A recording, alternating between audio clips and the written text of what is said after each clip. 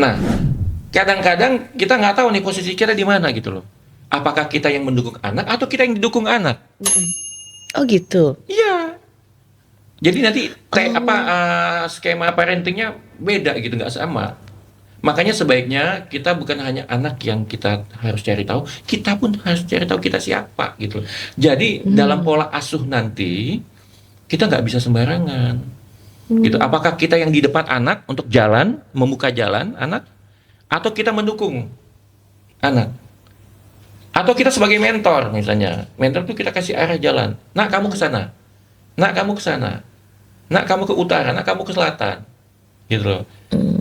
Nanti anaknya bisa Jadi, bergerak Oke. ya. nah ini hal yang harus kita ketahui.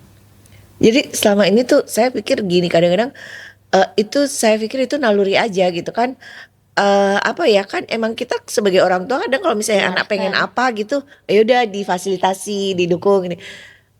Saya kira semua ibu akan begitu. Ketika saya menemui seorang ibu yang tidak begitu, saya kok aneh sih kamu gitu loh. Mungkin dosen kecerdasannya kebalik kali ya. Ya kebalik, kadang-kadang dia malah minta didukung sama anaknya, gitu loh.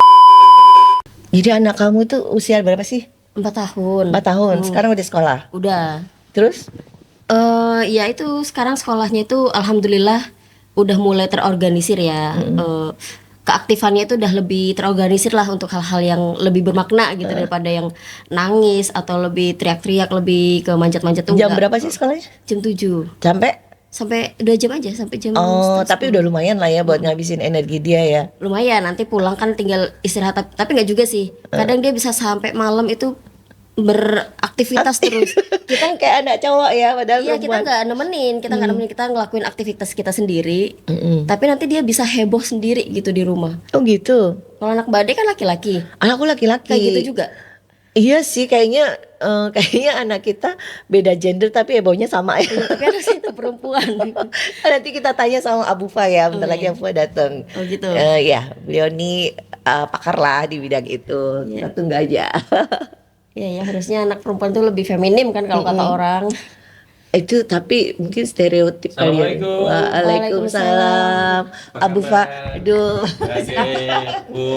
Sehat ya? Alhamdulillah. Insya Allah, alhamdulillah. Bismillah. Gimana Kita nih? lagi ngobrol. Kayaknya lagi seru nih. Iya nih. Jadi maaf saya tadi nggak berdiri, ya. agak kesemutan. Jadi apa namanya, kita lagi ngobrol kan. Umu Jasmine ini anaknya perempuan, anak saya laki-laki. Tapi ternyata kayaknya kalau dari gambaran masa kecilnya sama aja tuh. Sama. Apa namanya? Padahal kata dia harusnya anak perempuan tuh agak kalem gitu. Itu sebenarnya emang begitu atau cuma stereotip aja atau gimana tuh? Ya, Abu Masya Allah, Masya Allah. Baik, sebelumnya mungkin kita Bismillahirrahmanirrahim. Allahumma sholli ala Sayyidina Muhammad wa ala ali Sayyidina Muhammad. Pertama-tama kita harus bersyukur bahwa sampai pagi ini kita masih sehat walafiat ya. Alhamdulillahirabbil alamin. Karena sehat itu satu nikmat Allah yang luar biasa. Bahkan kalau kita sakit itu walaupun uang banyak pun nggak ada gunanya tuh, ya kan? Iya betul. Ya kan? Udah sakit, makan yang enak pun nggak bisa, gitu kan? Jadi yang paling penting kita syukuri nikmat Allah, ya. Ya, amin. Nah, kembali ke yang tadi yang lagi di hangat nih kayaknya ya. Saya lihat dari jauh kayaknya hangat banget pembicaraannya nih. Iya, iya. Oke, mengenai ini ya, anak ya. Anak, emang Kenapa, ibu-ibu kenapa, kan kenapa? selalu seru kalau ngobrolin anak. Iya, iya, iya, iya. Karena gimana ya, kita tuh kayak sebenarnya waktu pertama jadi ibu kan memang nggak, mungkin salahnya adalah tidak pernah belajar dulu untuk bagaimana menjadi ibu, sehingga kadang kita ya make cara yang dipakai oleh orang tua kadarnya. kita atau mungkin ya dari orang-orang di sekeliling kita gitu, dan Atau berdasarkan menurut emosi. berdasarkan benar. Jadi yang mana yang benar, kemudian apakah ini pengasuhan ini berhasil atau tidak gitu tuh kayak mungkin ya kalau saya pribadi sih ngukurnya gimana nggak tahu gitu loh. Itu Oke. sebenarnya ilmunya gimana itu Abu Fa? Ya, Bismillah ya. Jadi sebaiknya kita kembali kepada Al-Quran dan hadis dulu bahwa contoh teladan kita itu siapa? Rasulullah. Rasulullah ya, karena memang di dalam Quran surat Al-Ahzab ayat 21 mengatakan bahwa firman Allah, sungguh telah ada bagi kalian pada diri Rasulullah itu suatu teladan Teladan yang yang baik, baik, ya, ya. betul. Jadi sudah jelas bahwa kita patokannya ya Rasulullah dan Ya, keluarga Rasulullah. ya betul. Jadi ya Rasulullah, istri-istrinya, anak-anaknya, menantunya, sahabat-sahabatnya pun termasuk. Iya, Ya. betul. Nah, ini kita harus berdasarkan Al-Quran dan Sunnah Rasulullah SAW. Nah, kemudian kalau kita misalnya melihat kepada Sunnah Rasulullah yang lainnya di dalam riwayat, saya menyetir sedikit ya, Ibnu Hibban ya, bahwa setiap anak dilahirkan di atas fitrah, Iya. ya Mbak Ade ya, atau kesucian atau tauhid, ya. Ini yang disampaikan oleh Abu Hurairah bahwa Rasulullah bersabda setiap anak dilahirkan atas fitrah, kesucian dan tauhid. Maka kedua orang tuanya lah yang menjadikannya Yahudi, Nasrani atau Majusi. Oke. Nah, sebagaimana unta melahirkan anaknya yang sempurna. Adakah kamu melihat ada cacat pada anak unta tersebut? Para sahabat bertanya, "Wahai Rasulullah, bagaimana dengan anak kecil yang meninggal sebelum dewasa?" Rasulullah menjawab, "Allah lebih mengetahui apa yang akan mereka perbuat." Nah, kemudian Imam Al-Ghazali menggambarkan kondisi batin seorang anak seperti permata yang bersih, Permata ya, yang bersih. murni dan belum terpahatkan, ya. Anak cenderung menerima dan terpengaruh oleh apapun yang diajarkan kepadanya. Oleh sebab itu, menurut Imam Al-Ghazali, anak merupakan amanah yang besar, Ya. ya, yang harus dijaga, dibimbing oleh kedua orang tuanya dan lingkungannya. Ya, ini Al-Ghazali juga menyampaikan di dalam Ihya Ulumuddin. Nah, kembali ke tadi bahwa yang pertama ya alhamdulillah ya bagi yang dikaruniai oleh Allah anak itu harus bersyukur. Makanya di awal-awal saya selalu mengajak dan mengingatkan diri saya sendiri bahwa kita harus banyak-banyak bersyukur, Mbak Ade. Iya. Nah, termasuk anak, ya kan, tidak semua yang dikaruniai anak, betul nggak? Ya kan? Bahkan ada yang sudah sampai 50 tahun, ya kan, belum dikasih anak. Iya. Bahkan sudah pasangannya sudah mau kembali pun belum dikaruniai oleh Allah anak. Iya. Anak inilah titipan. Ya, titipan yang harus betul-betul kita jaga, harus betul-betul kita rawat, kita tumbuh kembangkan dengan baik dan benar. Mulai dari awal pembentukannya sebetulnya. Nah, tadi saya dengar katanya anak perempuan, anak laki-laki gitu ya. Iya. Nah, sebetulnya kalau kita kembali kepada Al-Quran juga, mohon maaf sebenarnya saya bukan ustadz, tapi kita coba merujuk kepada Iya. Al-Quran dan Sunnah. Al-Hujurat menyatakan bahwa Allah berfirman, "Aku telah ciptakan manusia dari laki-laki dan perempuan." Itu jelas, clear, ya, bahwa ada laki-laki, ada perempuan, ya. Kemudian berbangsa-bangsa, Dan bersuku-suku, iya. lita'arafu, supaya saling kenal mengenal. Nah, ini sudah fix, ya, bahwa ada laki-laki, ada perempuan. Artinya apa? Bahwa laki-laki ini punya spesifikasi sendiri, ya. Dia punya karakter sendiri, punya sifat sendiri, punya ciri khas sendiri, gitu loh. Nah, kita sebagai orang tuanya harus memahami, kita sebagai lingkungannya pun harus memahami, gitu loh. Demikian juga anak laki-laki perempuan, gitu. Iya. Anak perempuan, anak laki-laki ini punya ciri khas. Nah, kalau kita tidak tahu ciri khas mereka, ya tentu kita akan salah asuhan, gitu loh. Nah, di dalam perkembangannya pun kalau kita merujuk kepada keluarga Rasulullah, misalnya Ali bin Abi Thalib itu punya metode, ya, 7x3, betul nggak? 7x3. Iya, 7x3, artinya 7 tahun di pertama usia, ya, 0 sampai 7 tahun. Kemudian yang keduanya tahun itu kedua. 8 sampai 14. Oh, 8, oke. Ya. Kemudian 15 sampai 21. Oke. Nah, ini rujukan kita juga untuk kita dalam mengasuh anak Iya, gitu. iya. Jadi setiap 7 tahun ya. Ya, ini pedoman yang yang diajarkan oleh sahabat Nabi dan juga menantu Rasulullah, ya, Iya. Ali bin Abi Thalib. 7 tahun pertama itu kita harus bagaimana kepada anak, ya. Kemudian 7 tahun kedua bagaimana, 7 tahun ketiga bagaimana, gitu loh. Jadi kita juga nggak bisa sembarangan. Ternyata pada masa-masa atau fase-fase ini ada ciri khas dan ada proses pertumbuhan perkembangan anak, Oke. gitu loh, Mbak.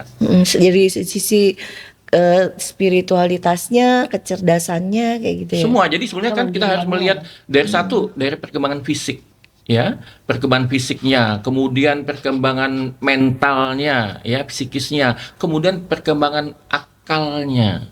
Oke. Jadi tidak bisa kita hanya melihat fisiknya aja, terus kita nggak melihat perkembangan psikisnya atau mentalnya, terus kita nggak melihat lagi perkembangan akalnya, enggak. Itu harus bersamaan kita di dalam menumbuh kembangkan anak. Iya. Gitu, Mbak. Nah, kembali ke yang tadi gimana ceritanya? Ya, Mungkin ada jadi kasusnya. anak kita anak saya laki-laki, Oke. ya. Beliau perempuan, tapi aktifnya sama, Kok sama gitu. Harusnya kan ada pembeda gitu. Sama aja ternyata apa Menurut anak penuturan- beliau yang salah hormon gitu. Menurut penuturan ustazahnya pun begitu. Ini anak perempuan kok seperti ini. Selama saya ngajar, saya nggak pernah menemukan anak perempuan yang luar biasa aktif gitu. Nah, iya, makanya tadi kan saya sampaikan bahwa tumbuh kembang anak itu ada tahapannya, ya kan? Nah, misalnya kita bicara fisik aja ya. Perkembangan fisik anak perempuan itu lebih cepat dibanding anak laki-laki. Coba kita bandingin. Anak perempuan usia kelas 4 SD dengan anak laki-laki 4 SD atau 3 SD itu jauh berbeda. Biasanya anak perempuan itu lebih besar, lebih cepat Iya, tumbuhnya. lebih cepat di awal ya. Lebih cepat matengnya fisiknya gitu loh ya. Nah, nanti begitu masuk SMA baru tuh laki-laki nyusul tuh. Gitu loh, ya kan? Nah, makanya kita harus dari situ aja kita harus sudah aware gitu loh. Kita harus betul-betul memperhatikan tumbuh kembang anak tuh tidak hanya saya bilang tadi psikis, ya kan? Tapi juga fisiknya Fisik kita juga juga. harus lihat, harus perhatikan ya. Belum lagi akalnya gitu loh. Nah, biasanya kalau anak-anak yang perempuan itu, kalau anak perempuan itu biasanya lebih cepat mateng Oke. gitu loh. Makanya ininya juga akil baliknya juga kayaknya lebih cepat ya. Lebih anak perempuan. cepat anak perempuan gitu. Tapi masih 4 tahun lah, Bu. Hah? Tapi masih 4 tahun. Iya, tetap anak perempuan itu lebih cepat. Maksudnya kalau dia dibandingkan sama anak laki-laki yang seusianya, dia sebenarnya secara mental lebih lebih ini ya, lebih matang gitu Lebih ya. matang, lebih cepat matang gitu loh. Iya, di antara teman-temannya juga lumayan mendominasi sih anak saya ini. Apalagi mau bergaulnya tuh dengan anak laki-laki, karena anak laki-laki cenderung aktif kan. Terus teman-temannya yang perempuan itu cenderung pasif, jadi kurang cocok untuk dia main. Tapi saya ini juga loh, dulu saya tuh juga punya kecenderungan lebih suka, lebih nyaman ya main sama anak cowok. Saya pikir karena saya adalah anak bungsu dari 7 bersaudara dan kakak-kakak saya tuh laki-laki gitu, sehingga saya terbiasa Dengan laki-laki. iya gitu loh, apa namanya, kayak dilindungi gitu kali dia, atau maksudnya dibelain. Sehingga kalau sama temen yang cowok tuh punya kecenderungan seperti itu. Tapi dia anak pertama loh. Ternyata itu bukan, maksudnya bukan satu-satunya alasan kenapa ada seorang perempuan yang lebih suka bergaul sama laki-laki tuh karena itu gitu loh. Bisa aja karena faktor lain berarti ya. Jadi di dalam tumbuh kembang anak itu kan banyak faktor Mbak Ade ya yang bisa mempengaruhi. Baik faktor yang ada di dalam diri anak itu sendiri ya kan, maupun faktor lingkungan.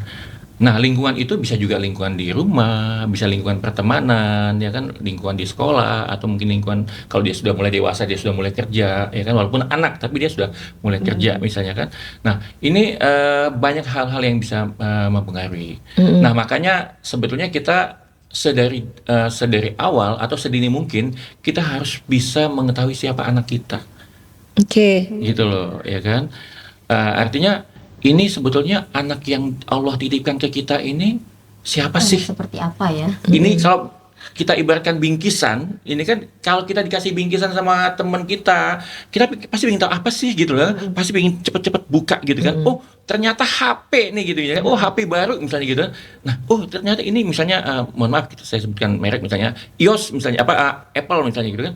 Oh, ini jenis tipe apa ya? Nah, kita harus cari tahu kan. Ya, gimana cara Bagaimana mengoperasinya? mengoperasikannya gitu ya, bagaimana Fitur-fiturnya. fitur-fiturnya, on off-nya bagaimana, aplikasi yang ada di dalam apa aja gitu ya. Nah, itu kan kita harus cari tahu gitu. Nah, sama dengan anak kita juga gitu loh. Karena kalau kita sejak awal kita nggak mencari tahu siapa anak kita, ya nanti siap-siap banyak konsekuensi yang harus kita hadapi di dalam menumbuh kembangkan mereka gitu loh. Nah, terus cara mencari taunya tuh gimana tuh, Abu Fal? Selama ini kan kita cuma meraba-raba, abinya seperti ini, uminya seperti ini. Apakah kita bertiga sama-sama mendominasi hingga turun ke anak gitu? Jadi masih meraba-raba. Emang ada yang alat khusus, aplikasi atau apa yang tahu gitu kecenderungan anak ini kemana? Ada sebetulnya banyak metode yang bisa kita lakukan ya. Jadi sebenarnya ini masuk kepada teori parenting ya kalau dalam bahasa kerennya gitu ya. Ilmu mendidik anak lah kalau bahasa umum atau bahasa Indonesianya ya. Nah, sebenarnya Rasulullah juga sudah memberikan panduan-panduan di dalam mendidik anak ya. Misalnya kita harus melakukan graduasi ya, kemudian juga kita misalnya levelisasi ya, kemudian ada juga aplikatif, mengulang-ulang. Jadi banyak sekali panduan-panduan yang diajarkan oleh Rasulullah. Dicontohkan ya. Ya, dicontohkan. Namun untuk sebelum ke sana ya, sebelum kita masuk kepada panduan-panduan yang sudah diarahkan oleh Rasulullah itu, kita sebaiknya kita harus cari tahu dulu siapa anak kita, gitu loh. Ini bingkisan atau hadiahnya apa sih? Apa isinya ya? Apa sih isinya gitu? Speknya apa sih gitu loh. Tapi sebetulnya sebelum kita sampai kepada mengetahui keinginan untuk mengetahui siapa anak, itu sebenarnya dimulai dari awal pernikahan. Ini flashback sedikit ya Mbak Ade ya. Okay. Waktu kita bicara yang lalu itu masalah pernikahan ya. Sebetulnya pada saat kita mau nikah itu dengan pasangan kita, itu kan kita harus punya niat dulu, ya kan? Niat. Yang paling penting itu niat. Kita mau nikah itu niat dulu, gitu loh. Kita mau nikah, niatnya apa nih, gitu loh? Apa hanya niat nikah itu cuma berdua aja, gitu loh? Atau niat menikah kemudian pingin punya anak, ya kan? Keturunan gitu ya misalnya. Nah kalau memang kita sudah punya keinginan misalnya nikah, oh nanti dreamnya atau cita-citanya atau keinginan pingin punya anak. Nah ini harus disampaikan kepada Allah dulu, gitu loh. Sampaikan kepada ya Allah, aku pingin punya anak, pingin punya keturunan. Nah untuk itu ya Allah tolong berikan aku keturunan yang baik-baik, yang soleh atau soleha nantinya. Nah ini di awal. Jadi kalau di awalnya aja kita tidak minta kepada Allah, nah makanya biasanya terjadi rentetan yang akan bawa banyak konsekuensi. Banyak Gitu. PR ya berarti. Banyak PR yang harus kita hadapi di situ. Tapi kalau dari awal kita waktu sebelum kita menikah atau bersama pasangan kita sudah menyatakan, yuk pasanganku misalnya, yuk calon istriku, calon suamiku misalnya, ayo kita niatkan minta kepada Allah bahwa kita minta anak yang soleh. Sebagaimana doa Nabi Ibrahim juga kan, minta anak yang soleh gitu ya, yang wajib penyejuk mata gitu ya.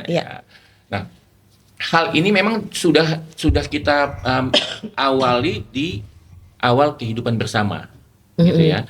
Kemudian kita minta betul-betul minta ya sholat hajat dan sebagainya. Nah, begitu Allah mengkaruniakan anak berupa hadiah tadi ini dari Allah ya kan, dan Allah ini kan menghadiahkan sesuatu ini kan pasti bukan main-main, ya kan? Pasti ada tujuannya. Pasti kalau bahasa manusia itu ada visinya gitu. Apa sih gitu loh. Nah sehingga kalau misalnya seseorang misalnya kasih handphone, itu handphonenya kan pasti beda-beda tuh. Misalnya kasih ke anak yang kuliah, handphonenya pasti beda. Kalau anak yang SMA pasti dikasih handphonenya kan beda, betul nggak? Ya kan? Iya, tergantung kebutuhannya. Tergantung kebutuhannya gitu lah, dan tergantung pada kondisi yang menerima hadiah.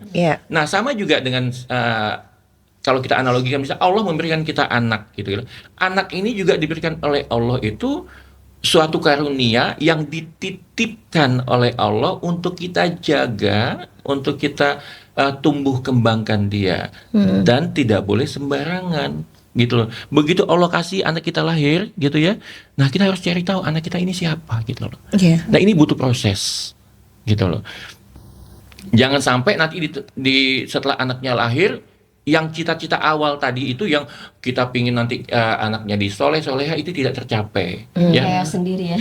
Misal aku nanti pingin jadi punya anak yang soleha yang dokter misalnya, anak soleha yang insinyur misalnya, anak soleha yang misalnya ahli pilot misalnya ya. Nah ini kan kita harus betul-betul kita rencanakan. Jadi bukan sesuatu kalau istilah kita di genetik itu parenting yang mengalir, enggak. Tapi kita harus parenting yang terdesain. Ada konsepnya ya. Ada berarti. konsep. Jadi kita desain dan kita intervensi. Berarti kita sebagai orang tua yang menentukan anak ini akan jadi apa gitu ya. Bukan menentukan, kita mengarahkan. Mengarahkan, iya. Iya. Karena beberapa parenting itu ada yang mengatakan terserah dia nantinya mau jadi apa gitu. Enggak. Jadi parenting yang paling bagus insya Allah ya, itu yang kita desain. Tapi desain bukan desain sesuai dengan keinginan kita. Ya kan? Bukan desain sesuai dengan lingkungan, ambisi misalnya ya. Enggak, tapi desain sesuai dengan siapa Anak kita. anak kita gitu. Siapa yang Allah titipkan ini gitu loh, ya kan? Nggak bisa sembarangan gitu loh. Terus kita intervensi, maksud intervensi itu intervensi bukan intervensi sesuai dengan keinginan kita juga, tapi intervensi sesuai dengan kalau bahasa umumnya tuh talenta ya. Oke. Atau bakatnya si anak gitu yang Allah berikan. Kalau Itu bahasa berapa Qur'annya persen itu tuh makanatnya. kontribusi dari si bakat itu terhadap nanti kayak kesuksesan anak di bidangnya masing-masing? Jadi sebetulnya Mbak Ade ada istilah yang namanya fenotip. Ya, fenotip itu 20% itu genetik. Oh, 20% aja ya. Ya, 20 atau 25. Biasanya para ahli itu menyatakan 20 atau 25%. Ya, itu genetik gitu. Nah, 80% atau 75-80% itu adalah lingkungan. Oke, berarti kalau yang fenotip tadi nggak bisa berubah ya, karena Bukan. emang udah dari sananya gitu ya. Genetik. Genetiknya. Genetik. Oh, yang genetik. Nah, fenotip ya 20% genetik, 80% lingkungan. Nah, yang genetik ini udah nggak bisa dirubah kecuali Allah yang Oke. berubah atau kita mohon kepada Allah untuk merubahnya. Misalnya gini, kalau misalnya seseorang punya mobil Toyota, ini kita analogi yang paling gampang ya. Dia punya mobil Toyota Rush misalnya atau Toyota lah kita sebutkan. Kemudian dia ingin mengganti bannya, bodinya, aksesorisnya dengan yang Daihatsu, bisa nggak bisa? Sangat bisa, ya kan? Tapi mobilnya apa tuh? Tetap Toyota, bukan Oke. Daihatsu gitu. Jadi sebetulnya sebaiknya lingkungan yang mengikut genetik, bukan genetik yang mengikut lingkungan. Oh, lingkungan. Oke, karena lingkungan lebih mudah untuk berubah ya. Lingkungan lebih mudah untuk berubah. Jadi dengan siapa dia tinggal, dengan siapa sering dia berkomunikasi, dia bisa mewarnai Iya. sosok tersebut. Kita bisa terwarnai atau anak kita bisa terwarnai oleh lingkungan, tapi belum tentu menunjukkan dia itu siapa. Oke. Terus gimana cara menunjukkan si ini nih siapa dan bagaimana dan saya harus apain nih gitu. Mesti saya perlakukan seperti apa kayak gitu. Ya, jadi kan gini Mbak, sama saya bilang contohkan tadi kayak mesin atau misalnya handphone gitu. Kan ada handphone yang Android gitu ya. Ada satu lagi iOS gitu ya. Itu kan softwarenya ya. Nah, kita harus cari tahu ini Speknya iOS kah? Gitu. Ini Android kah? Gitu kan. Biar nggak salah Beda setting ya. Beda gitu. Casingnya boleh aja bisa ganti-ganti gitu Ada loh. yang bisa masuk ke iOS, ada yang masuk ke Android aja. Iya. gitu. Nah, misalnya kita punya casingnya iOS gitu, terus kita coba ganti dengan casing yang Android bisa. Tapi dia tetap iOS gitu loh, atau Iya. dia tetap Android. Iya. Sama kayak mobil misalnya, ya kan tadi kayak Toyota, ya tetap Toyota. Mau diganti bannya, mau diganti bodinya jadi bentuk yang lain, mungkin nggak mungkin aja sasisnya diganti bisa, tapi mesinnya tetap. Nah, kita sedari awal sedini mungkin kalau bisa kita mengetahui anak kita ini sebenarnya mesinnya apa sih, gitu. Yang Allah kasih gitu loh. Sehingga pada saat kita bisa tahu siapa anak kita, mesinnya apa, insya Allah kita akan lebih mudah di dalam berinteraksi, dalam menumbuh kembangkan anak kita. Terus cara tahu mesinnya itu apa dari kebiasaan dia gitu, dari kecil atau dari apa misalnya cara dia ngapain kayak gitu atau gimana tuh Bu Fa? Ya. Cara kita tahu oh ini apa nih Karakteristik gitu. orang tuanya. Dia Ya. model apa nih anak kita nih. Jadi kayak gini, kalau kita misalnya lihat mobil set, Toyota, tahu kan? Mitsubishi, ya. Biasanya sih Iya, taunya iya. karena ada Iya logonya. kan ada logo atau apa gitu ya. Tapi belum tentu gitu loh, ya kan? Kalau misalnya lihat sepintas ya mungkin bisa tahu gitu. Tapi kalau kita buka kap mesinnya kan belum tentu juga. Mungkin kayak di Bandung itu hebat-hebat loh.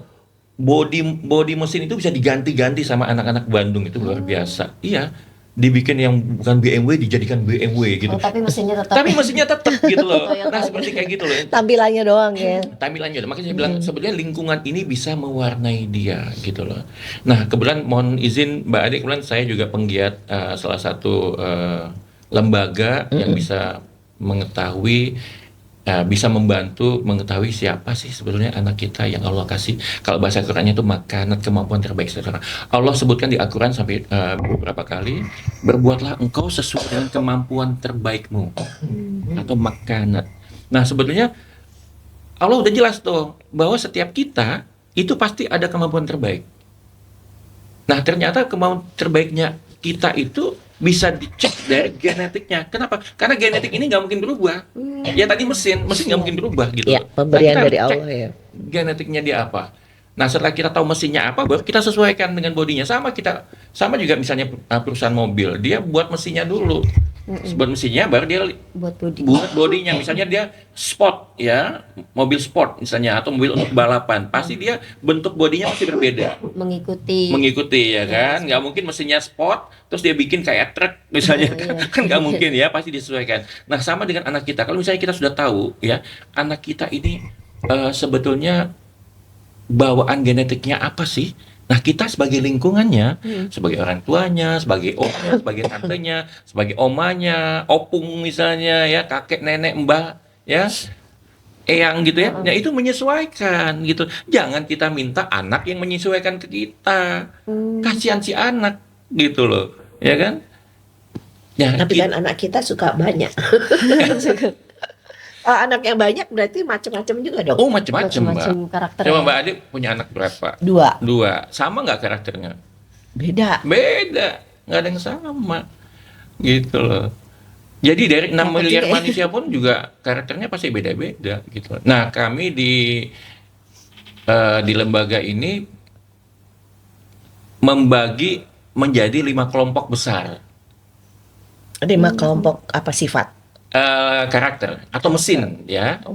Mesin ya. Istilahnya mesin ya. Ya, istilahnya mesin menjadi bagi 5 kelompok mesin ya. Jadi saya sebutkan ya Mbak Ade, yang pertama itu namanya mesin sensing ya, kemudian mesin thinking Thinking. ya, kemudian intuiting ya, kemudian mesin feeling dan mesin insting. Oke. Nah ini pembagian dari kami yang bisa membantu kita memetakan, ya kan, sebetulnya anak kita nih di mesin yang mana, gitu loh. Itu melalui apa itu, Abu Fa? Melalui tes genetik. Oh, jadi nggak bisa mengira-ngira gitu ya? Oh bisa aja mengira-ngira, tapi akurasinya. Oh, akurasinya. Ya. Akurasinya. Kalau ngira-ngira itu berarti dari kayak kebiasaan. Kan tadi saya bilang bahwa kita ini fenotip ya, 80% atau 75 sampai 80% itu lingkungan, ya 20% atau 25% itu adalah genetik. Terus bisa nggak kita, tadi kata bilang, menduga-duga? Bisa. Dan itu paling banyak dilakukan oleh kita sebagai orang tua, sebagai lingkungan ya. Dan banyak salahnya. Ya, kalau bahasa saya itu kita pakai ilmu dewa ya. Ilmu dewa itu apa, tahu nggak? Ilmu mungkin. Ya, ilmu Kayaknya. jangan-jangan ya, ilmu kayaknya, ilmu kira-kira, ilmu apa lagi? Coba. Sepertinya gitu ya. Cocoknya gitu ya. Nah, ini sebetulnya boleh nggak? Boleh aja sih, sah-sah aja. Tapi ada konsekuensi yang besar yang akan menanti di depan gitu loh. Oke. Misalnya nih, saya kasih contoh nih, misalnya ternyata hasil tesnya ini anak kita itu tipe otak kanan bawah. Ya. Oh, kanan bawah. Otak kanan bawah ya. Namanya otak feeling. Ya. Baperan ya. Biasanya mereka yang di otak kanan bawah ini selalu bermain di perasaan. Ya. Penuh dengan cinta kasih ya. Hatinya halus banget gitu ya, dan bisa dibilang jarang sekali menggunakan logika untuk keputusan terakhirnya ya. Mungkin untuk di tahap awal dia bisa aja bermain di logika ya kan, dia bermain di SOP lah orang bilang gitu ya, atau bermain di fakta dan data di awal-awal dalam analisanya ya, bisa aja dia begitu. Tapi at the end, pada saat memutuskan dia akan menggunakan hatinya. Oh gitu. Ah, Di keputusan terakhirnya keputusan ya. terakhir dia Oke. akan memutuskan. Itu biasanya kalau yang sudah usianya lebih dari anak-anak. Jadi yang dewasa. Kenapa? Karena kan faktor lingkungan kan sudah banyak mewarnai dia. Ya kan? Oh iya, betul. Ya kan sudah banyak mewarnai dia. Jangan dia SD sudah mulai banyak bacaan ya, SMP banyak bacaan, SMA apalagi teman-temannya segala macam, media sosial segala macam. Nah, itu kan semua mempengaruhi akal pikirannya ya. Namun at the end pada saat mengambil suatu keputusan biasanya kelompok feeling ini akan menggunakan perasaannya. Oh, oke. Oh gitu. Saya yang Iya. sebesar ini juga masih belum tahu nih arahnya kemana. Kadang terlalu logik, kadang terlalu baperan Baper. juga. Tergantung sikon. Iya, begitu tergantung mood sih. Nah, kami di sini itu membagi jadi 5 belahan tadi ya. Dan tapi masing-masing belahan pun ada introvert sama extrovert. Nah, ini kita belum masuk lagi ke introvert dan extrovert. Ini lah. Introvert tuh dalam arti kayak kalau kita selama ini mengenal introvert tuh kayak lebih diem, extrovert tuh lebih ceria gitu atau gimana? Atau sama nggak itu? Ya, jadi kalau introvert aja intro itu dalam ya. Dalam. Jadi kalau di kita introvert itu artinya drive motivasinya itu dari dalam dirinya sendiri. Oke. Jadi keputusan yang akan timbul itu yang menentukan dirinya. Oke. Mm-mm. Berarti Ya. kalau yang Tapi extrovert kalau extrovert sebaliknya. dia bisa ya kan. Kayaknya dari saya yang lain. itu tuh. Kan Saya gampang ada- terpengaruh. Ada introvert yang dia itu cenderung pendiam, tapi ada juga yang mengaku introvert tapi dia bisa aktif di suatu kondisi gitu. Misalnya di kondisi organisasi atau sesuatu yang dia sukai. Itu apakah tergolong introvert Bis, juga? gini, Mbak, makanya saya bilang kita ini selama ini pakai ilmu tadi tuh. Kayaknya. Ya, ilmu kayak iya, ilmu jangan-jangan, ilmu mungkin kayaknya aku ini deh. Ya, mungkin aku ini deh. Nah, tidak merujuk kembali kepada dirinya sendiri. Atau tidak merujuk kembali kepada makanan yang Allah kasih ke dia itu. Kita kan harus cari tahu gitu loh. Kalau kita nggak cari tahu ya akhirnya bisa salah jalan. Atau misalnya ke anak ya salah asuhan. Gitu loh. Ternyata anak kita introvert, terus kita perlakukan dia sebagai ekstrovert, itu udah lain lagi. Itu baru itu ya, personality genetiknya ya. Kita belum bicara yang besarnya atau mesin kecerdasannya. Karena setiap kecerdasan tadi ya, sensing misalnya sensing ini ada sensing introvert, ada sensing extrovert. Ya, thinking juga ada thinking introvert, ada extrovert. Ya, intuiting ada intuiting introvert, ada extrovert. Feeling juga ada introvert, ada extrovert. Nah, insting yang tidak ada. Dia tidak ada introvert, tidak ada extrovert. Insting aja gitu. Insting. Jadi aja. dari kelima aspek itu nanti ada berapa persennya gitu ya? Iya, ada Nanti persentase- kecenderungannya persentase. yang ini introvert, yang ini extrovert gitu. Ya, gitu. Karena kayak suami saya tuh kan extrovert sebenarnya. Cuman bagi Kata siapa? extrovert tuh Kata ya saya. kata lingkungannya. Kata orang-orang. Kata lingkungannya, oke. Tapi bagi yang di luar lingkungannya kayak Kenapa lingkungan kok saya, dinilai itu extrovert? introvert gitu. Kenapa dinilai Karena extrovert? ya heboh bisa membawa suasana gitu. Cuman kalau bukan di lingkungannya dia malah dikira introvert gitu.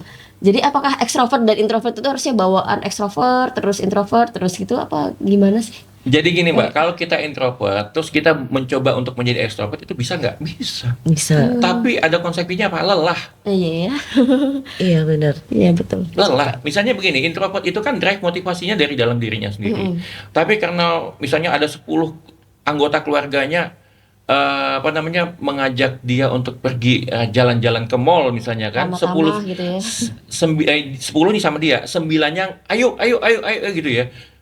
Ajak ke mall gitu. Padahal dia sendiri yang introvert ini, apalagi misalnya dia sudah introvert, kemudian dia misalnya intuiting introvert misalnya gitu ya, yang lebih banyak diem ya kan, lebih banyak menyendiri ya kan gitu ya. Terus yang lainnya tuh misalnya extrovert, ada yang feeling extrovert misalnya, sensing extrovert misalnya yang pinginnya tuh bersama-sama, apalagi misalnya insting juga pinginnya bersama-sama, ngajak keluar. Nah, dia yang introvert ini kadang-kadang jadi dilema, ya kan? Di satu sisi dia pribadinya nggak mau gitu ya, karena belum termotivasi untuk ikut ke mall jalan-jalan ya, Tapi nggak enak. tapi nggak enakan gitu loh ya. Nah akhirnya ya, mengorbankan dirinya, mengorbankan dirinya. Akhirnya ya udah deh ke mall gitu nih. Akhirnya Iya. pergi ke mall. Nah itu ada, saya bilang tadi ada konsekuensi yang harus dibayar. Nah, makanya sebetulnya kalau kita saling tahu, ya saling tahu, artinya misalnya kita sebagai orang tua tahu nih anak kita apa sih mesinnya, ya apakah sensing, feeling, thinking, intuiting atau insting gitu ya. Terus dia nih introvert kah atau extrovert kah gitu ya misalnya. Nah itu insya Allah itu akan lebih harmonis ya. Kenapa? Karena Karena lebih tahu ya cara kita Cara bisa tahu menghadapi. cara masuknya gitu loh ya, Iya. cara masuk misalnya ya tadi kan dia mulanya nggak mau diajak ke mall, ini gimana sih si introvert ini intuiting bagaimana biar dia mau ke mall, kan ada ilmunya gitu loh. Nah jadi kita nggak nanti misalnya akhirnya dia nolak nih, seuzon dong jadinya, apaan sih kita semua mau pergi kamu nggak mau ikut pergi, padahal dia nggak tahu bahwa ini si introvert memang belum termotivasi. Ya, motivasi dia dong. Bagaimana sendiri. memotivasi si introvert supaya dia bisa ikut. Jadi Saya- kayak egois. Anak saya tuh apa namanya? Yang pertama gitu ya. Dulu waktu dulu tuh dia kayak nggak mau bergaul gitu. Maksudnya kayak misalnya ada keluarga datang kayak gitu dia lebih suka di kamar diem kayak gitu. Sampai dikomplain lah ya sama keluarga, kenapa kok dia selalu di dalam gitu. Terus akhirnya saya nasihatin karena udah besar juga. Dan pada akhirnya mau gitu loh. Cuman ya gitu kayak misalnya kita lagi ada acara ngumpul sama keluarga besar gitu ya. Kan kebetulan orang tua saya udah nggak ada. Jadi kita tuh kadang sesekali ngumpul tuh bersaudara gitu ngumpul. Jadi dia ketemu dong sama sepupu-sepupunya gitu. Terus misalnya dia udah ikut ngobrol gitu ya. Terus nanti udah gitu kan dia di kamar gitu. Kan kita kalau ketemu tuh bisa ngobrol seharian Iya. gitu kan. Terus mana nih kok nggak ada gitu anak saya yang pertama. Terus Mas kok kamu nggak ini? Tadi udah aku 2 jam ngobrol. Dia tidur. Udah hitung ya. Iya, emang capek banget gitu loh buat dia ngobrol 2 jam Ya gitu. itu ya, ya. Nah, kan ada tipe-tipe tertentu, ya ada kelompok tertentu yang memang dia happy kalau dia bersosialisasi. Nih saya kasih contoh begini, beberapa hari yang lalu, kebetulan saya ada melakukan tes, ya. Kebetulan ini apa namanya ibu dan anak, ya. Ibu dan anak. Anaknya ini masih usia berapa tahun ya? Namanya Josephine itu masih usia 7 tahun apa 8 tahun. Hasil tes anaknya ini feeling extrovert. Feeling extrovert. Jadi otak kanan bawahnya. Ya, feeling extrovert dan mamanya itu intuiting. Nah, apa yang dinyatakan oleh mamanya? Pantesan ya Pak Faisal ya, katanya pantesan ya Pak, katanya gitu. Anak saya ini feeling, kenapa dia sering banget tuh ngajak saya ketemu jalan, ketemu ini, ketemu itu. Terus kalau misalnya saya mau jalan, dia mau ikut gitu. Pokoknya pengennya ketemu orang aja gitu loh. Ya kan? Nggak mau diem di rumah gitu, pokoknya inginnya bersosialisasi lah, karena memang hasil mesinnya, hasil tesnya itu beliau anaknya ini adalah feeling extrovert. Oke. Itu kalau yang pengen ketemu orang terus itu dari sisi ekstrovertnya atau dari feelingnya? Dua-duanya. Dua-duanya. Iya. Oke. Cuma kan tadi beda drive motivasinya Oke. dan kecerdasannya beda gitu.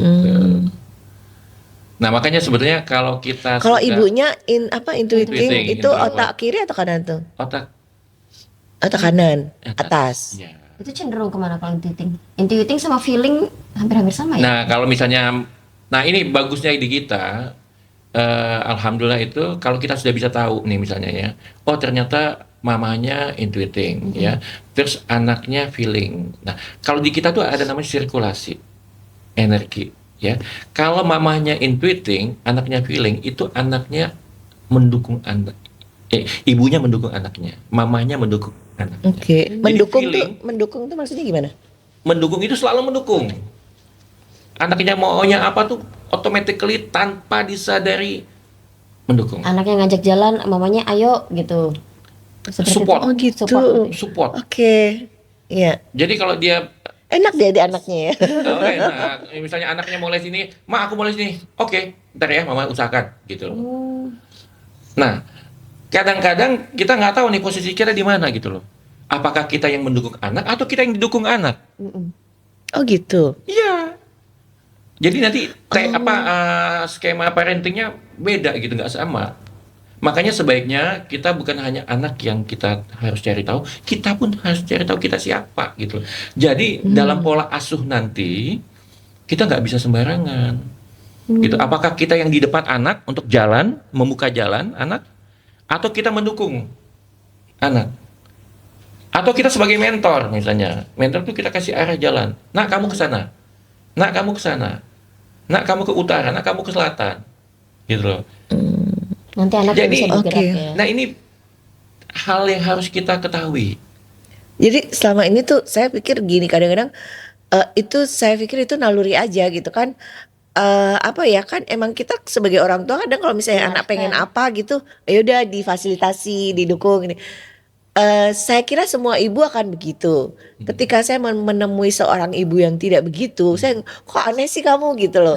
Mungkin dosen kecerdasannya kebalik kali ya. Kembali, kadang-kadang dia malah minta didukung sama anaknya, gitu loh. Hmm, Sebenarnya oke. yang tadi Mbak Ade bilang naluri itu ya bisa saja naluri seorang ibu, seorang bapak gitu ya. Tapi kalau kita bisa mengetahui siapa anak kita, siapa suami kita, siapa pasangan kita, itu bisa terjadi, bisa kita melakukan optimalisasi, Bisa mendesain dari awal ya. optimalisasi potensi gitu loh. Oke. Sehingga hasil yang didapat juga bisa maksimal gitu loh. Kalau enggak ya pakai tadi ilmu mungkin itu bisa menimbulkan namanya stupid cost, biaya kebodohan. Stupid cost. Iya, ini mohon maaf ya. Biasanya biaya kebodohan tuh paling mahal. Iya, Dibayar di ini, akhir ini biasanya. saya bicara fakta ya, saya bicara Penyesalan. fakta Mbak Ade. Fakta itu hasil riset dari kementerian ya tahun 2018 apa 19 kalau nggak salah itu, bahwa 92%, bukan 9,2 ya, 92% Oke. Tinggi ya. anak SLTA di Indonesia itu galau. Galau. Dia nggak tahu harus kuliah kemana, harus pilih jurusan apa. Iya. Biasa Oke, terjadi saya sih, pernah sering jadi terjadi. anak SLTA dan saya juga pernah. Berarti masuk yang 92%. Saya pernah galau. 92%. Jadi kalau misalnya kita jejer nih ada 10 anak SMA gitu ya, kelas 3 lah misalnya gitu ya. Kurang dari satu yang udah pasti. Minimal 7 galau. Sisanya ya yakin, oke, Pak, saya yakin saya mau kuliah ke sini. Gitu. Karena saya mengalami sih. Di denting-denting terakhir saya mengganti jurusan, padahal udah masuk mengganti jurusan sampai lulus saya nggak pakai jurusan itu. Nggak usah gitu. Saya baru tes, ya. Dia sudah 4 semester, ya. Minta tolong sama papanya, kebetulan teman saya mau pindah kuliah. Minta 4 semester. Akhirnya ya udah coba saya cek. Setelah saya cek, saya bilang, "Nak, kamu nggak usah pilih ganti kuliah, jurusan nggak usah. Di jurusan kamu sudah tepat." Nah, saya akhirnya kasih pencerahan, saya briefing. Akhirnya beliau mengerti si anak ini dan nggak jadi pindah. Nah, ada yang lebih tragis lagi, mohon maaf, sudah koas, minta pindah Pindah jurusan. Karena memang kalau nggak sesuai dengan. Nggak sesuai, merasa nggak sesuai gitu loh. Ya kan ya, jadi akhirnya ya stupid cost, biaya kebodohan. Coba Mbak Ade bisa bayangkan ya, selama 4 tahun itu paling nggak kita hilang uang atau menginvestasikan itu sekitar 50 sampai 200 juta. Terus tiba-tiba di tengah jalan minta pindah. Mengulang Nah, lagi. ini baru dari segi itu ya. Dan hasil riset juga 87% anak mereka yang sudah kuliah, sudah tamat maksudnya, kita tanyain lagi gitu ya. Terus yang sedang kuliah pun kita tanyain 87, bukan 8,7, 87% mengaku salah pilih jurusan. Saya pernah merasa salah jurusan di hari pertama saya kuliah. Hari pertama ya. Ya, jadi kalau saya tuh mungkin dulu sebenarnya lebih tertarik ke jurusan kayak apa ya, hubungan internasional kayak gitu, atau hukum barangkali, maksudnya yang berhubungan sama orang lain gitu ya. Tapi yang saya pahami gitu, saya tidak tahu ini benar atau tidak, tapi yang saya pahami di keluarga saya tuh kayak kalau lo anak pinter tuh harus eksak gitu loh. Kan keluarga zaman dulu kayak gitu ya. Itu saya memahaminya begitu. Sehingga saya akhirnya memilih jurusan kimia gitu loh. Dan akhirnya saya juga nggak bekerja di bidang kimia gitu karena ternyata saya nggak terlalu mencintai itu, tapi at least gini, ketika skripsi ya, kita lagi ngerjain skripsi itu kan kita belajar tentang metodologi apa segala macam. Itu paling tidak membuat kita terlatih untuk kayak ketika kita ada persoalan tuh menyelesaikan masalahnya kudu gimana kayak gitu. Dapat hikmahnya. Sistematikanya bagaimana, ada lah yang diajarin dari situ Kuliah gitu. dapat hikmahnya.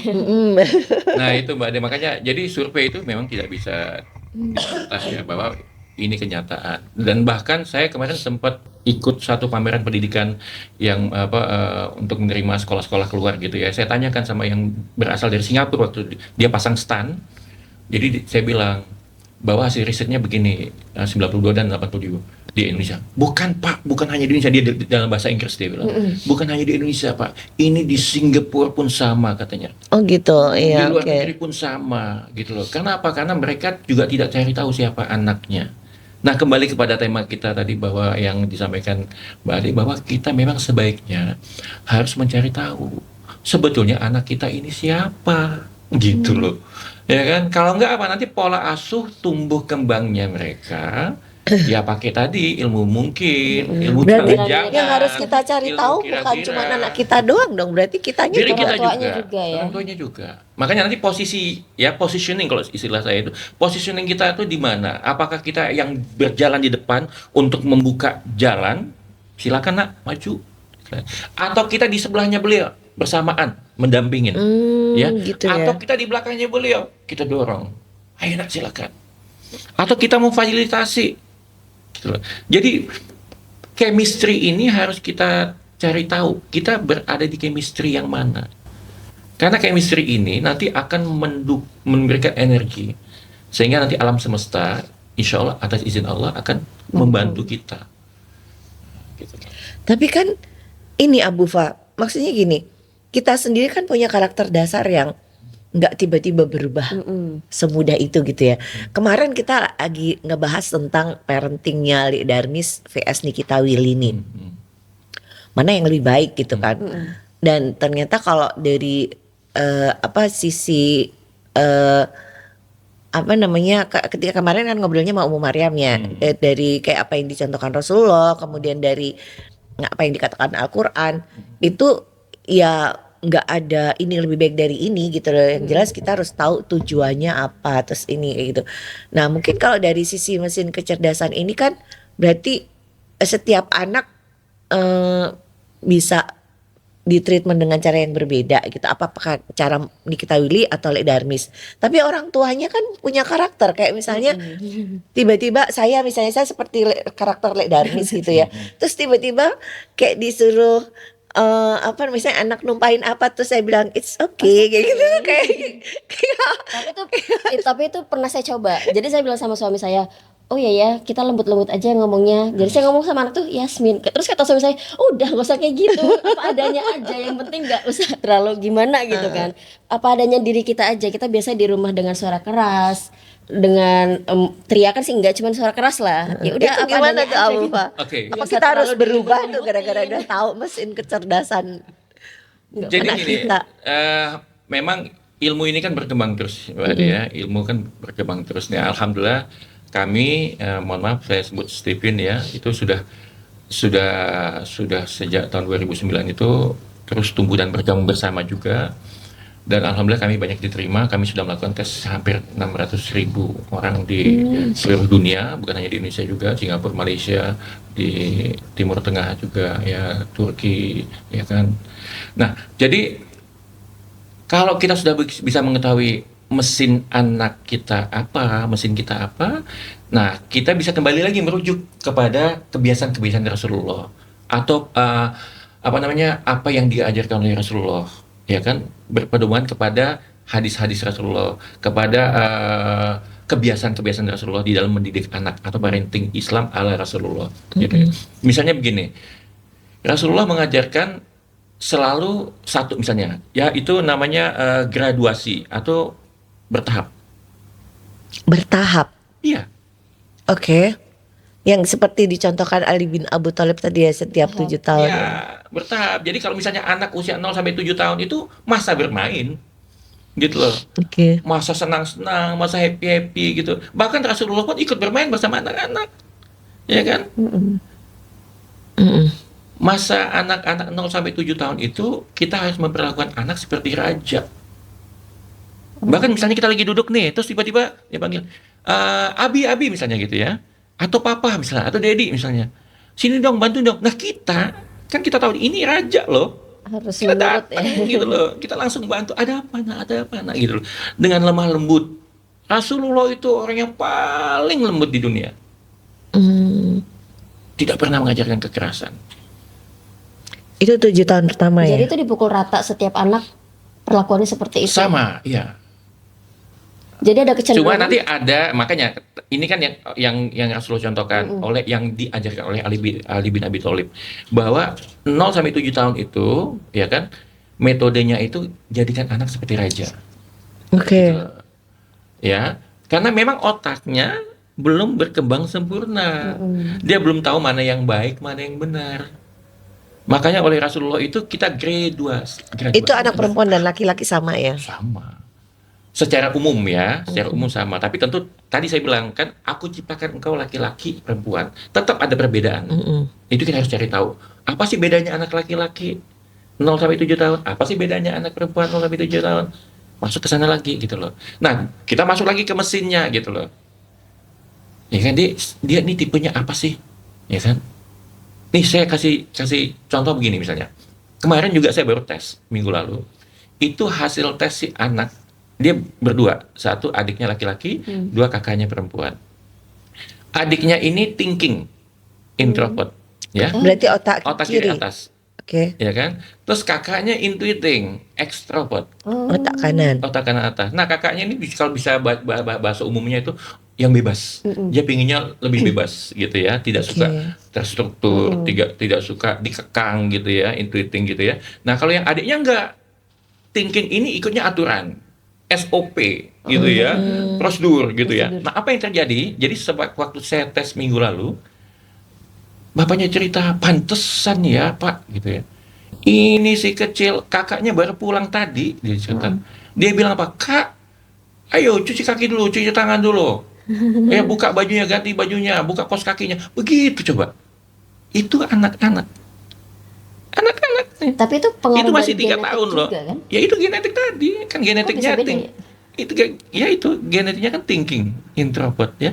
Sampai kakaknya karena males ya namanya intuitingnya, dia nggak langsung ke tempat tidur gitu ya. Si adiknya langsung bukain kaos kaki kakaknya. Gemes gitu loh, karena ini kok kakaknya kok nggak ikut aturan sih gitu loh. Nah, coba kalau misalnya kita nggak tahu nih anak kita thinking kan udahlah deh, ngapain sih, biarlah kakak mau istirahat dulu misalnya gitu kan. Kan kasihan gitu loh. Iya. Iya. Ya kan? Karena Jangan udah tahu, jadi bapaknya oh ya udah gitu Ngeliatin enggak. aja. Enggak, bahkan bapaknya membantu si adik harusnya gitu. Ayo kakak, itu kan benar tuh apa yang adik bilang. Ayo dong kak, misalnya kan, dengan lama lembut. Ayo dong kak, cepet kak buka kaos kakinya, ganti bajunya. Itu adik ajarin yang benar loh. Aturan kan harus begitu. Ya kan, jangan nanti kakak kotor dari mana-mana dari sekolah terus kakak langsung naik tempat tidur segala macam. Itu kan pengajaran yang bagus. Ada dukungan ya. Ada dukungan dari orang tuanya gitu. Nah, kalau orang tua tahu siapa anaknya, kan dia tahu nih akhirnya pantesan ya Pak. Ternyata si adik ini yang laki-laki ini thinking gitu. Yang kakaknya ini si intuiting gitu. Iya. Ini kasus kasus yang nyata gitu loh. Berbeda ya. Nah, kalau kita nggak tahu kan kasihan si anak. Ya anak yang mestinya dia thinking, dia harus hebat dengan SOP. Ya, sejak kecil dia harus hebat dengan SOP, harus hebat dengan aturan. Terus kita lemahkan dia, kan kasihan. Oh justru kita harus perkuat ya Harus itu. perkuat. Kalau misalnya dia speknya apa, Supaya jadi sesuatu. sesuai. Makanya kan Allah bilang, Allah berfirman, berbuatlah engkau sesuai dengan kemampuan terbaikmu, makanatmu. Oke. Fix ya. Jadi artinya kita harus perlakukan anak-anak kita. Sebenarnya bukan hanya anak kita ya, suami kita juga misalnya kan, atau pasangan kita ya, atau teman kita pun ya kita harus cari. Bisa. Atau mungkin siapapun yang ada di rumah itu yang tinggal bareng kita, mungkin mertua atau Iya. Kayak mama saya aja yang udah 70-an saya cek. Mamanya udah 70-an, waktu itu 75, saya cek. Pantesan ya, ternyata mama saya memang suka makan. apa tuh mesin kecerdasan? Everything, karena perut panjang. Oh Usus. gitu. Ya, itu suka makan. Terus sukanya jalan-jalan. Ya itu. Jadi artinya kalau misalnya orang tua yang kita tes ini tujuannya untuk apa? Begini loh. Saya selalu bilang sama misalnya bagi keluarga yang masih ada orang tuanya gitu ya. Kalau bisa bukan hanya kita loh yang dicek, papa mama kita pun kalau bisa kita cek siapa dia. Kenapa? Mohon izin nih, mohon maaf. Kita sejak kecil itu kan selalu dilayani, betul nggak? Ya, disiapkan semuanya, ya kan, dipenuhi kebutuhannya, dimanja segala macem gitu ya kan, apa yang kita mau dikasih, diperjuangkan bagi bapak misalnya. Terus begitu beliau sudah masuk usia yang sepuh gitu, terus kita nggak tahu gimana cara membahagiakan. Maunya dia apa? Maunya Balik ya. apa? Berarti karakter-karakter itu tuh melekat ya? Melekat, Mbak Ade. Itu yang saya bilang kita mesin. Nggak terpengaruh sama- terpengaruh, tapi dia tidak menetap. Ya, artinya cuma Oh, mewarnai aja. Kayak tadi lah oke. saya bilang, mobil ya Oke. bisa aja ganti ban, ganti bodi, ya kan? Lekukannya diganti, tapi tetap mesinnya kan. Tapi dari Berubah. kasus yang 2 anak kakak adik tadi, yang satu ekstrovert, satu introvert, itu ada pengaruh genetik dari orang tuanya juga Enggak, ini bukan herediter. Ini memang betul-betul udah titipan Tuhan. Oh, berarti bukan terpengaruhi dari orang tuanya. Enggak. Genetik bukan Kayak bukan anaknya, gen, bukan anaknya keturunan. Mbak Ade kan beda sifat ya dua-duanya. Beda, Atau beda. cenderung satu ke ayah, satu ke Enggak. ibu. Nah itu sifat lain lagi nanti tuh. Ada sifat-sifat tertentu yang memang karakternya memang ikut mamanya, ikut papanya. Ini kita bicara mesinnya. Ini mesin itu ada speknya. Oh, jadi lebih jelas ya. Iya. Kalau saya selama ini kayaknya emang kita sama-sama anak pertama, suami istri, terus sama-sama golongan darahnya sama-sama mendominasi, jadi Iya. anaknya seperti ini gitu. Iya. Jadi kayaknya. Nah, belum lagi nanti Rasulullah juga mengajarkan leveling. Hmm. Nah, leveling. Tadi kan graduating Ya, pertama, terus leveling. Leveling itu tidak sama kita di dalam menghadapi anak, ya kan? Anak yang usia 0 sampai 7, ya anak usia 10 tahun. Itu kan levelnya beda. Cara ngomongnya nggak bisa disamain. Misalnya usia 7 sampai 14 tahun itu kita ajaknya apa? Tawanan. Maksudnya? Dia seperti tawanan kita. Tadi raja waktu 0 sampai Tadi 7. raja. Ini berubah. Jadi begitu masuk usia 8 sampai 14, ya, anak ini kita anggap sebagai tawanan. Mereka nggak kaget tuh habis Tapi jadi ada raja jadi transisi. tawanan. Tawanan dalam arti begini, kita ajarkan prinsip-prinsip hidup, Oke. aturan-aturan, ya kan? Sehingga dia harus, jadi dia bisa tahu mana yang benar, mana yang salah. Kan otaknya sudah mulai matang. Berkembang. Nah, pada waktu proses kematangan otak ini kita sudah sisipin. Kita sisipin aturan-aturan, misalnya kalau makan harus tangan kanan misalnya, ya kan, sholat harus persiapannya harus bagaimana, Iya, gitu iya. loh. Jadi aturan-aturan itu prinsip-prinsip hidup itu semua harus kita tanamkan Oke. mulai usia 8 sampai 14. Oh, bukan dari usia-usia balita gitu ya. Itu usia main. Terus Boleh kayak dikasih cuma sekedar pengetahuan, audio. Tapi jangan atau didoktrin visual. kayak Bukan gitu ya. didoktrin, itu usia main. Kayak Jadi- makan kan lar gitu. Terus kita paksa table suruh- manner-nya kayak gitu. Menyampaikan dengan lemah lembut.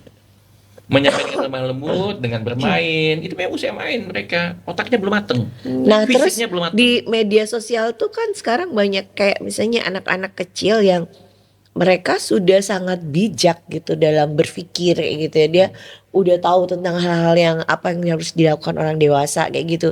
Kayak Itu, jodoh, finansial gitu ya. Iya, apa memang maksudnya itu pembelajaran yang terlalu dini atau ya biasa aja gitu. Apalagi sekarang kan ada istilah gen ya, generasi Gen Z, Gen generasi Alpha. gitu ya. Dan memang kita saat ini kan sudah di zaman teknologi yang Mbak Daya itu tidak bisa kita nafikan. Artinya kecenderungan manusia untuk berinteraksi dengan namanya digital itu tidak bisa, sulit lah kalau bisa kita bilang untuk kita hindari. Makanya kita banyak lihat anak-anak kecil udah pegang handphone gitu ya, udah pegang laptop.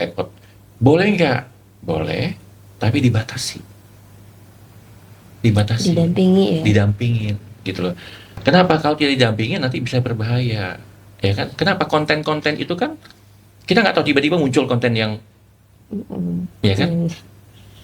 Nah, jadi pernah ada satu riwayat Rasulullah itu pada satu saat didatangi oleh seorang wanita cantik, ya, seorang wanita cantik, kemudian ingin belajar sama Rasulullah, ya kan?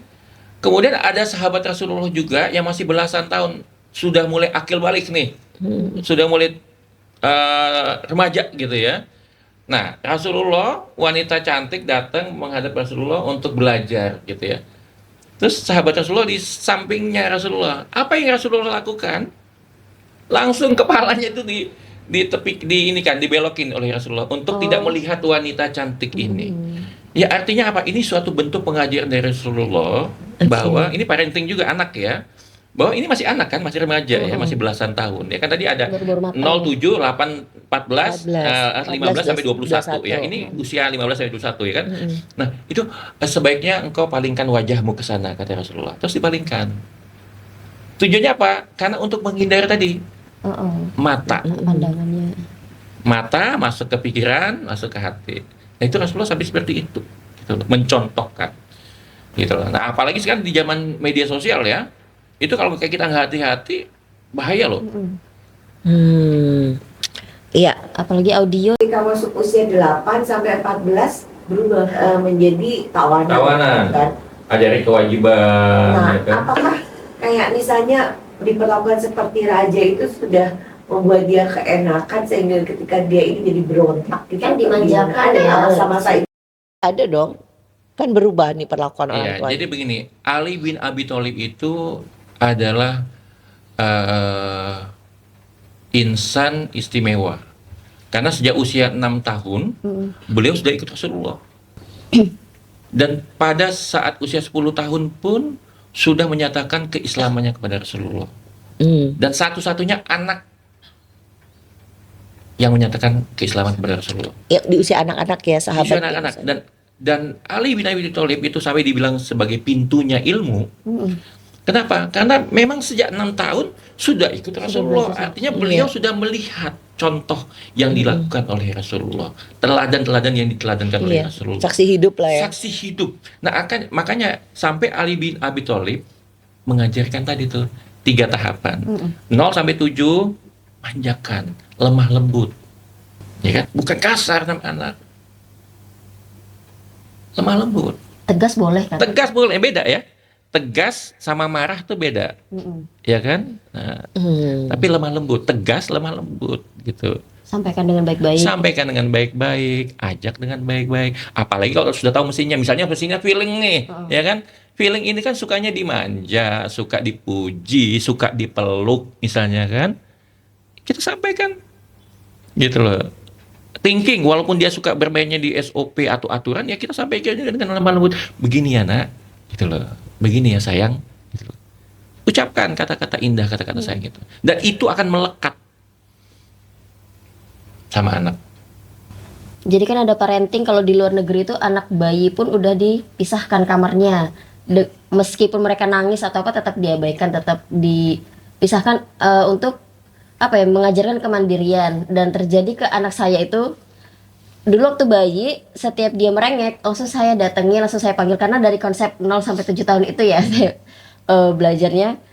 Terus sampai sekarang usia menjelang 5 tahun terlihat, kalau dari bapaknya sih terlihat seperti anak manja gitu. Malah itu karena dari kecil udah dimanjain, dia manggil, dia nangis langsung diteriak, langsung disamperin gitu. Itu apakah salah pola pengasuhan kayak gitu? Karena Nikita Willy pun anaknya dibiarin tidur sendiri. Kalau merujuk ke situ ya. Kan anaknya baru 4 tahun, belum, masih di masa jadi raja. Jadi biar aja dia raja. Ya jadinya kan lengket terus gitu loh. Tapi kan emang anak perempuan tuh cinta pertamanya ayahnya. Ya. Oh, tapi dia malah ini malah selek dengan ayah. Dia namanya cinta. Iya. Pasti ada Iya sih, selek-seleknya bener-bener. dong. Ada kadang cintanya. Jadi gimana tuh? Yang benar gimana Abu Fa? Yang benar yang tadi yang diajarkan oleh Ali bin Abi Thalib. Anak usia 0 sampai 7 tahun itu otaknya belum sempurna berkembang. Ya kan? Itu adalah usia-usia bermain. Usia senang-senang, ya kan? Namun kita jangan kebablasan, ya. Kan itu proses tuh, kan nggak istilahnya 0 sama 7 tahun tuh nggak mungkin sama. Ya kan? Nah, orang tua kan tentu harus belajar juga dong. 0 sampai 3 nih berapa perkembangannya gimana sih? Psikologinya gimana sih? 3 sampai 5 gimana sih? 5 sampai 7 gimana sih? Itu dibagi lagi tuh, Mbak. Gitu loh. Nah, kalau kita lihat misalnya anak kita sudah mulai mandiri, ya udah. dukung kemandirian. Dukung. Tapi intinya sih komunikasi ya, mungkin Abu Komunikasi Fah, ya. seperti yang awal saya sampaikan itu gitu loh. Komunikasi kita sama istri atau suami dan komunikasi kita kepada anak. Nah, pola komunikasi ini pun kalau kita tidak tahu siapa anak kita, kembali ke yang tadi lagi Mbak gitu loh, bisa salah. Jadi kalau anak kecil tadi merengek langsung kita datengin itu udah aplikasinya udah bener tuh aplikatifnya. Iya. Sampai usia 7 tahun ya. Oh enggak dong, makanya nggak mungkin Itu dong 7 tahun masih- merengek ya kan. Masih bayi-bayi. Ini kan mereka sudah mulai berkembang, makanya jadi bisa disisipin. Ini kan proses gitu loh. Jadi 0 sampai 7, 7 sampai 14 itu kan proses semua. Jadi kalau misalnya ternyata pada usia antara 3 sampai 7 dia sudah bisa kita sisipin dengan apa haknya sebagai anak, kewajibannya sebagai anak kita sudah ajarin misalnya ya kan. Nah, kamu kalau pulang sekolah ya kan cuci tangan dulu, cuci kaki dulu, misalnya sepatunya di mana, terus nanti kamu kalau rajin nanti mama kasih hadiah loh Gitu. misalnya ya. Gitu loh. Atau Luas misalnya kalau enggak kamu dapat hukuman loh. Kan Rasulullah juga ngajarin, ajari anakmu sholat ya kan Di usia 7 7 tahun. Ya kan? Kenapa? Otaknya sudah mulai tuh Iya. Oh. berubah, ya kan? Kemudian nanti usia 10 tahun kalau belum mau juga Dipukul. pukul. Nah, Kayak Darmis tuh bekerja. Tapi kayaknya mukulnya nggak kayak Ledaris. nah ya mungkin Leonard ingin memberikan apa informasi bahwa ini ada loh seperti Hmm, ini oke. dalam kehidupan nyata gitu Iya. ya. Ya kan gitu. Nah, ini kalau misalnya nih kita Willy mungkin ini loh yang pernah diajarkan oleh Rasulullah sama Ali bin Abi Thalib ya kan mungkin nih kita Willy ingin menyampaikan seperti itu. Kalau saya dulu ini Abu Fah, apa ya, mungkin waktu kecil saya memang cukup keras ya sama anak-anak gitu ya. Sering saya marahin apa segala macam sampai di usia tertentu saya sadar bahwa mereka nggak suka gitu loh. Mereka udah nggak bisa dimarahin gitu loh. Usia berapa tuh? Remaja kayaknya. Jadi Oh. cara mereka merespon ketika dimarahin tuh udah beda ketika sama anak-anak gitu. Sehingga waktu dia mungkin ilmu parenting saya juga nggak bagus juga waktu itu ya. Jadi saya menyadari itu. Akhirnya saya bilang sih sama mereka, ibu nggak akan lagi marahin kamu depan orang lain gitu loh. Karena kamu sekarang sudah besar gitu. Jadi itu saya sampaikan dengan harapan mereka mau bekerja sama bahwa jangan membuat ibu emosi ketika ada di orang lain gitu loh. Kayak gitu. Gimana tuh Abu Fah? Itu usia remaja ya? Kenapa? Anak saya itu usia remaja dia. Usia remaja. Anak saya malah sekarang udah bisa protes. Umi jangan marah-marah, ngomongnya baik-baik aja gitu. Oh gitu ya. jadi saya jadi refleks kan. Oh iya sayang gitu. Yang paling penting gini Mbak Ade sama Om ya, sebaiknya kita harus sering flashback ya, kita sebagai orang tua harus sering flashback ke belakang. Kita dulu nikah kan pengen punya anak, Iya. kita kan pengen nikah pengen punya anak yang pinter, yang hebat Itu salahnya sih dan kayaknya. soleha. Nah untuk Kepikiran. mencapai ini gimana gitu loh, jangan sampai nanti dalam proses pencapaian ini terus kita tidak melakukan hal-hal yang seharusnya kita lakukan. Lupa tujuan awal ya. Lupa tujuan awal gitu loh. Nah ini kebanyakan dari kita kadang-kadang lupa tujuan awal kita gitu loh. Nah tadi kan saya bilang tadi Rasulullah juga mengajarkan parenting itu bertahap ya, terus levelnya juga, terus bervariasi. Jadi pernah satu saat Rasulullah itu jamaah sudah pada ngumpul nih, jamaah sudah pada ngumpul ingin mendapatkan tausiah dari Rasulullah. Tapi Rasulullah nggak mau keluar di kamar. Kenapa tuh? Ditanya sama sahabat, ya Rasulullah kenapa nggak mau keluar gitu kan? Aku khawatir nanti mereka jenuh, bosen gitu loh. Ya kalau bahasa kitanya bosan gitu ya. Jadi Rasulullah pun tahu gitu loh. Jadi nggak mau menyampaikan materi-materi yang apa namanya itu aja. aja. Jadi bertahap. Bahkan wahyu pun kan diturunkan bertahap tuh. Iya. Iya betul. Nggak Oke. bonding ya. Tadi kan udah ada graduating, kemudian leveling. Terus ada apa lagi tuh? Variasi, Variasi. keteladanan. Rasulullah itu paling sering meneladankan. Makanya uswatun hasanah kan. Mulai Berarti dari bangun tidur, ya kan.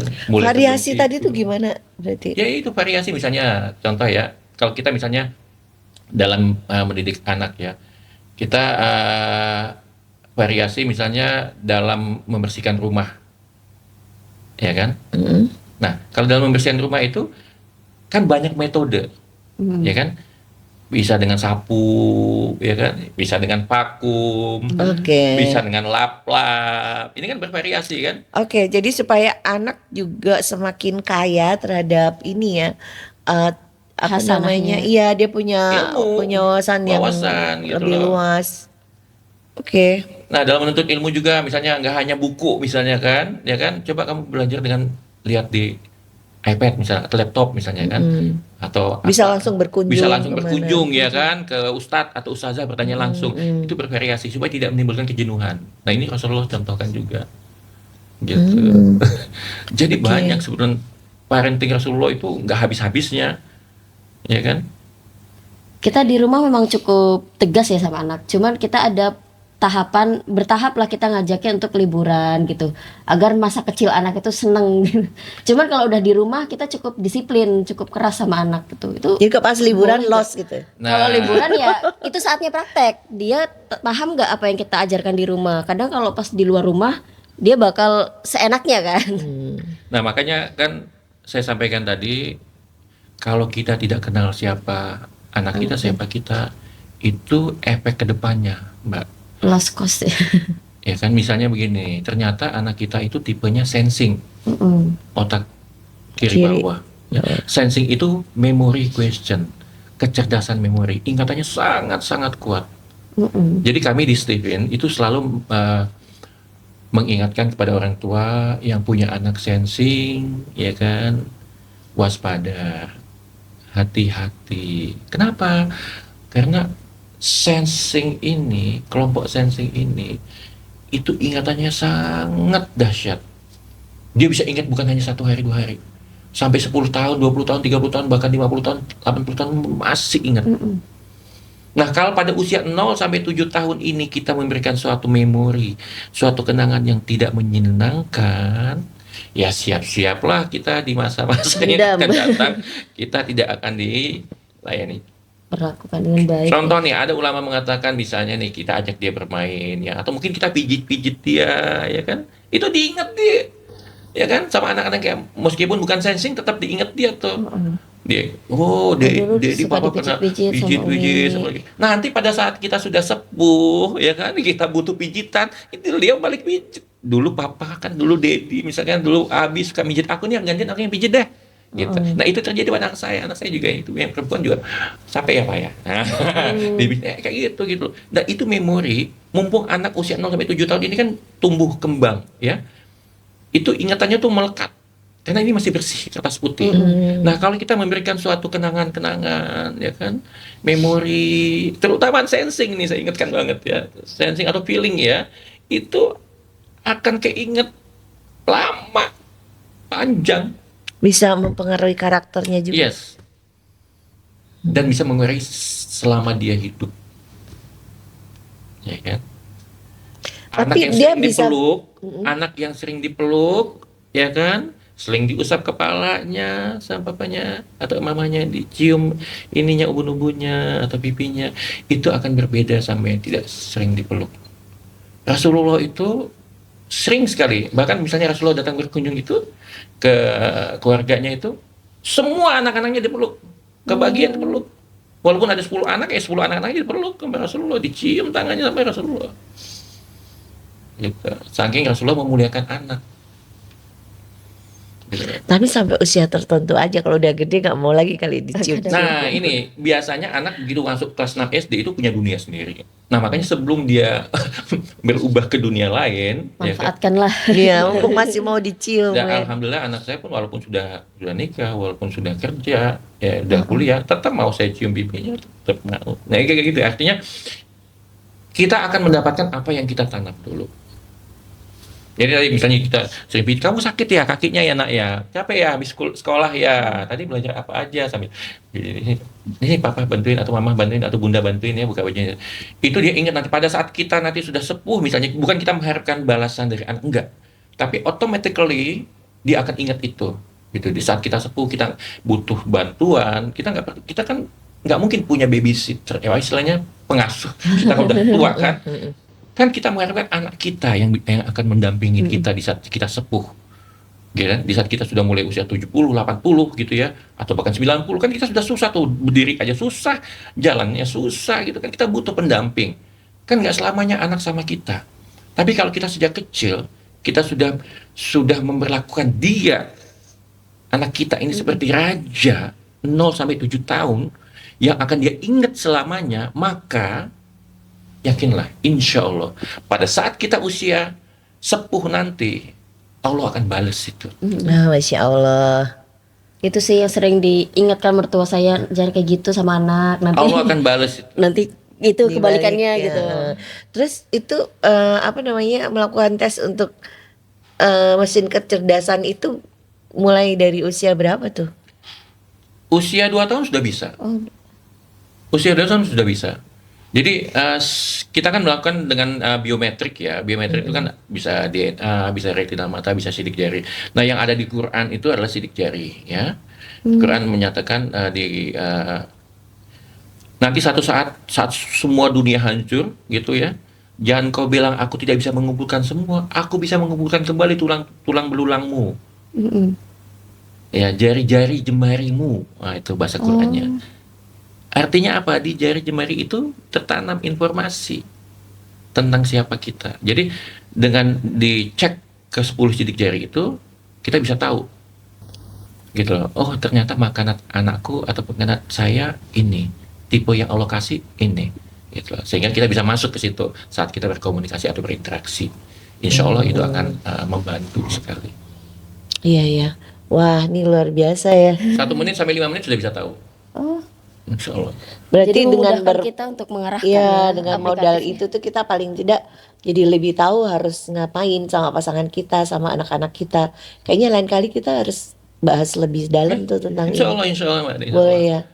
Iya, jadi sekali lagi kalau boleh saya berpesan dan saya mengingatkan diri saya sendiri, kalau kita masih punya anak, ya bermainlah sama mereka, ya main bercanda, karena memang mereka dunia main, dunia canda, sambil kita bisa sisipin pengajaran, Tapi kalau kayak ilmu, misalnya gitu. yang apa namanya kasusnya Umu Yasmin ini kayak anaknya terlalu aktif sehingga tadi mungkin ada komplain dari orang lain gitu tuh, kita harus melakukan upaya untuk kayak mengurangi keaktifan dia gitu dengan Mm-mm. sesuatu gitu, nggak, misalnya mengalihkan energinya ke tempat lain atau dinasehatin atau apa kayak gitu. Karena kan Perlu saya nggak? saya tuh tipe introvert ya, gampang capek gitu. Mungkin. Mungkin. Sedangkan anak saya tuh nggak ada habis-habisnya gitu, apalagi kalau ketemu orang Energinya luar gitu. Ya, jadi gini Mbak, ada tipe-tipe tertentu yang mereka ini kelompok energinya tuh nggak bisa-habisnya, dan memang dia harus gerak gitu loh. Itu tipe sensing. Oh, sensing malah ya. Iya, itu energinya berlebihan. Maka dia physical question, kecerdasan fisik, gitu loh. Memang fisiknya cerdas, gitu loh. Tulangnya tuh keras gitu. Jadi dia memang harus gerak, karena kalau dia gerak, dia sehat, ya. Kemudian dia nggak lemot otaknya, Iya, iya. gitu. Karena dia memory question juga. Jadi kalau dia memang gerak, ya dia olahraga, dia segala macam gerak, itu akan membantu dia sehat, dan dia biasanya lebih cerdas. Tapi kalau dia mulai males, ya kan, leye-leye, kata bahasanya gitu ya. Langsung kecerdasan Kita- berkurang. harusnya khawatir. Oke. Nah, kita kayak tadi kan kita nggak tahu ini anak kita siapa sih. Kita pakai tadi ilmu dewa Iya, gitu iya, loh. betul. Jangan-jangan Kayaknya nih. kayaknya kok gitu sih, kok gitu. Akhirnya kita suuzon. Padahal enggak, dia memang begitu. Anak orang bisa duduk diam berjam-jam gitu. Nah, misalnya intuiting tuh nggak bisa diem loh. Intuiting nggak bisa diem. Naik atas sana, naik pohon, misalnya naik jendela gitu, nggak bisa diem. Nah, kita kalau nggak tahu ya kita marah dong. Berarti sebenarnya yang lebih perlu banget itu guru ya, mungkin guru TK gitu. Dia kan ngadepin anak kita, cuma ngadepin satu anak. Guru TK tuh ngadepin anak satu kelas gitu. Dia kalau dia sudah tahu karakter masing-masing, kayaknya lebih mudah juga. Ya minimal dia, kalaupun dia nggak ngetes, ya paling nggak mereka guru TK itu belajar lah ya tentang parenting, bahwa setiap anak itu tidak sama, gitu loh. Bahwa ada tipe-tipe anak, tipe-tipe manusia gitu ya. Nah, jadi kalau misalnya dia lihat di satu kelas tuh ada 10 anak, ya itu belum tentu sama semua gitu. Kita nggak bisa melakukan hal yang sama pada semua situasi. Oke. Gitu. Pada satu situasi tertentu bisa sama, tapi pada situasi yang lain tidak bisa disamakan. Gitu loh. Oke, Karena setiap anak kondisional itu ya. unik. Rasulullah juga mengatakan setiap anak itu unik. Gitu loh. Setiap manusia itu unik. Oke deh. Banyak keunikannya. Gimana? Nanti ini ya kita mesti tes Iya, ya. kayaknya harus dites bener-bener deh. Supaya nggak seuzon, biar kasihan nggak juga seuzon. ya. Ya enggak Jadi habis itu anak orang energi, kayak ya. gitu, anak kita.